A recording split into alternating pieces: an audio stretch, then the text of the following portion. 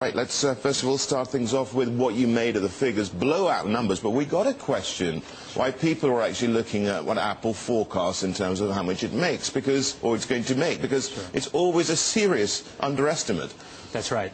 I think, first of all, Apple does not give very high guidance. It's always very conservative. So analysts conservative read low. Exactly, conservative low historically. That's why analysts always try to beat the actual forecast, which they always miss. I think what really happens is that Apple's products are really far above expectation.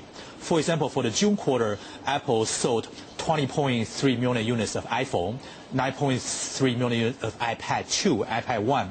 That's much better than expectation. So I think what happens is that we all know Apple will do well. We all know people like Apple products, but the actual shipments are far much better than expectation.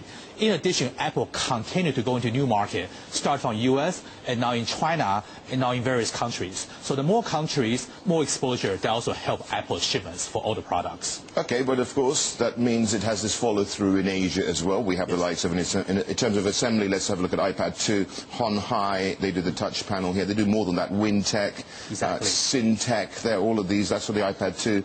And if we look at the iPhone supply chain, Hon Hai here once again. Yes.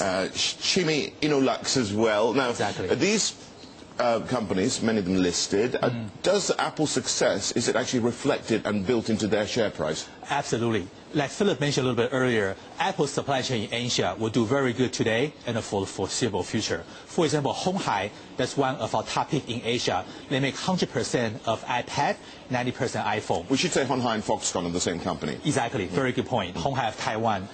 Because the customer do well, they have more business for Asian companies, we make more product, we make more money. In terms of components, you mentioned TPK, WinTech. This morning we just initiated coverage of Simplo, covered by our analyst, Alan Chen. Simplo is a major provider of batteries for iPad, for example. So basically, our company will benefit because the customers do well, they sell more products, we make more products, so that's good for them and for us. Yeah, but what I'm trying to get at, Kirk, is the share price of, let's say, a Hon Hai or a Foxconn actually right now, I mean, same company again, sure. But does it actually reflect Apple's success? It does, but there will be more to go.